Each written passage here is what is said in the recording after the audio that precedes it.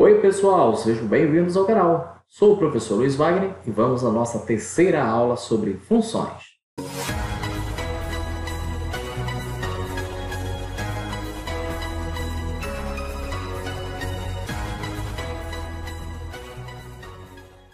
Então, pessoal, essa é a nossa terceira aula de funções e nós vamos falar sobre domínio, contradomínio e imagem de uma função. Espero que a chuva forte que está caindo hoje à noite não atrapalhe o áudio desse vídeo. Então, aperta o dedão no like aí, porque agora estamos iniciando a nossa terceira aula.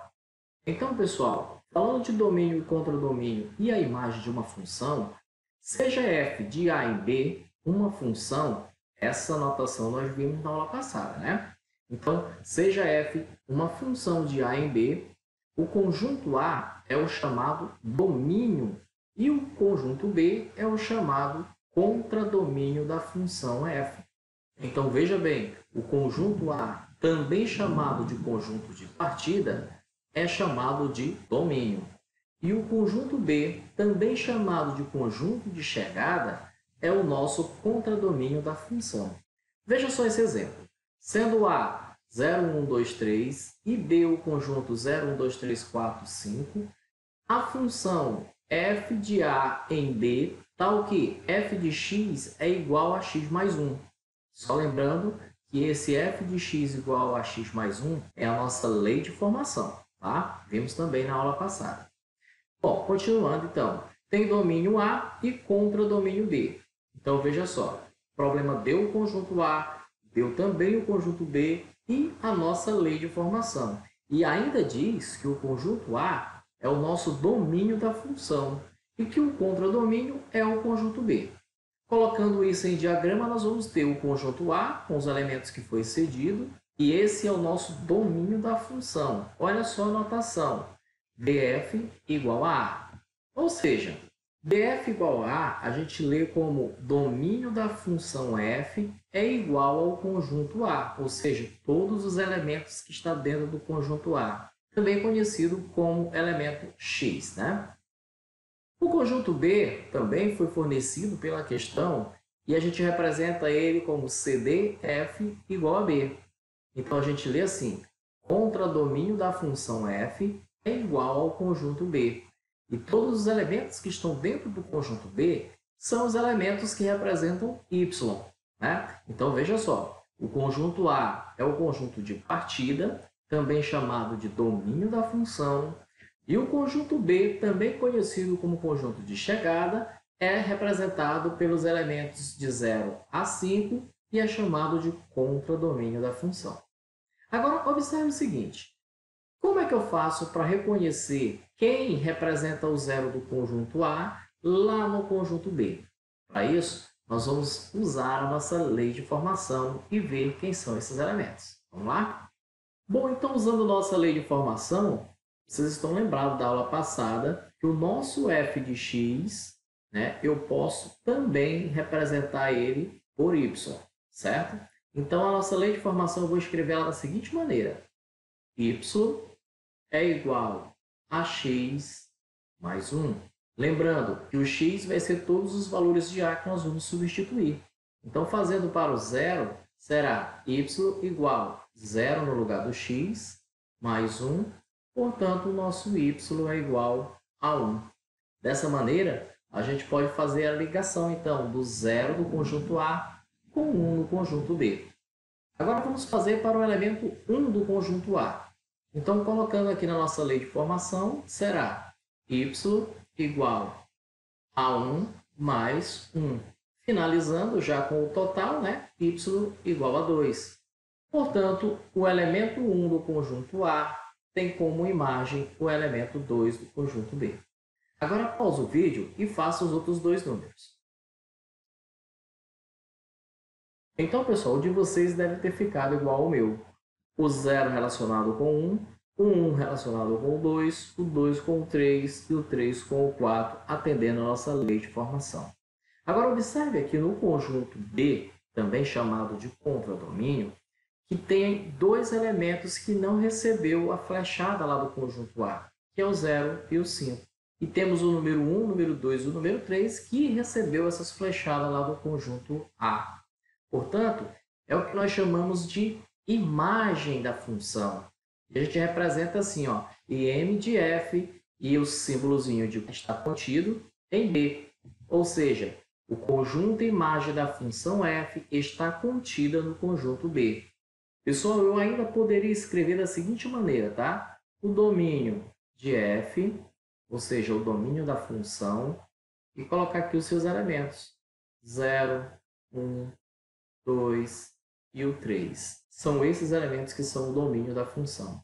E eu poderia escrever o contradomínio da seguinte maneira, colocando aqui CD, certo? Colocando o f, ou seja, o contradomínio da função, e colocar aqui todos os elementos. 0, 1, 2, 3, 4 e o 5. Tá? E a imagem, eu colocaria o IM da função, né? Igual. E colocaria os elementos aí dentro. 1, 2, 3 e 4. Certo? Então, eu poderia representar dessa maneira também o domínio, o contradomínio e a imagem da função atendido pela nossa lei de formação. Agora a gente vai a esse exercício resolvido para vocês entenderem bem mais esse assunto. Para não ficar nenhuma dúvida, nós vamos resolver esse exercício aqui juntos, ok? Então veja só o exercício. Dados o conjunto A, menos 2, menos 1, 0 e 1, e o conjunto B, menos 5, menos 2, 1, 4, 5 e 7, e a relação R, ou seja, a relação dos reais, né? Com o par ordenado x, y, pertencente a A vezes B, tal que y é igual a 3x mais 1.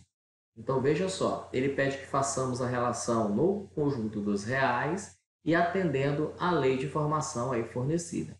Aí na letra A ele pede o seguinte, determine a relação em forma de pares ordenados. Então, para fazermos os pares ordenados, nós precisamos usar a lei de formação, ou seja, pegar os elementos de A e descobrir quem é ele em B.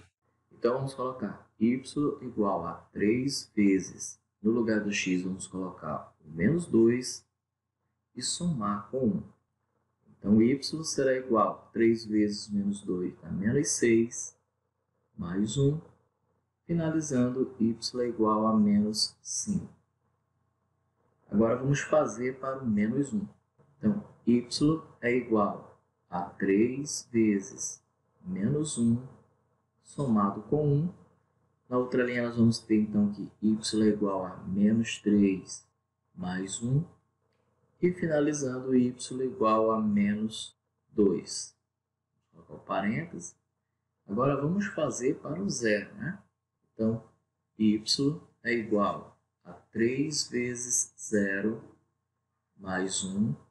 Finalizando logo, né? 3 vezes 0 é 0, então y será igual a 1. Para o último número, y igual a 3 vezes, troca o x por 1 e soma com 1. Dessa maneira, nós vamos ter que y é igual a 3 vezes 1, 3 mais 1, 4. Bom, agora que aplicamos a lei de formação no conjunto A e encontramos alguns elementos do conjunto B, nós podemos agora fazer a letra A, que é determinar em forma de pares ordenados. Então, vamos colocar aqui o nosso R igual, e aqui agora vamos colocar os pares ordenados em x e y. Então, quando x é menos 2, nós temos que o y é menos 5, de acordo com a nossa resolução. Depois, nós temos que quando o x é menos 1, o nosso y é menos 2. Depois, quando o nosso x é 0, o nosso y é 1. E finalizando, quando o nosso x é 1, o nosso y é 4. Então, dessa maneira, nós representamos em pares ordenados. Agora, nós vamos fazer a letra B, que é construir o diagrama de flechas. Para facilitar, eu já fiz o diagrama aqui. Vamos colocar os valores de A. Então, é menos 2, menos 1, 0 e 1 para o conjunto A. Para o conjunto B, menos 5, menos 2, 1, 4, 5 e 7. Bom, uma vez construídos os diagramas, vamos fazer a ligação dos representantes de A lá no conjunto B. Portanto, para o menos 2, o representante é o menos 5, para o menos 1 é o menos 2, para 0 é o 1 e para o número 1 é o número 4. Agora nós vamos resolver a letra C. Pede para a gente verificar se essa relação é uma função. Então, para analisar se é uma função, eu tenho que lembrar que a relação entre conjuntos só será função quando todos os elementos do conjunto A, ou seja, do conjunto de partida, têm apenas um representante no conjunto B, que é o conjunto de chegada. Então, aqui nós já observamos isso. Todos os elementos de A têm apenas um representante em B. Portanto, podemos afirmar que essa relação, sim, é uma função. E já que ela é uma função, então o comando pede para a gente dizer quem é domínio contra domínio e imagem.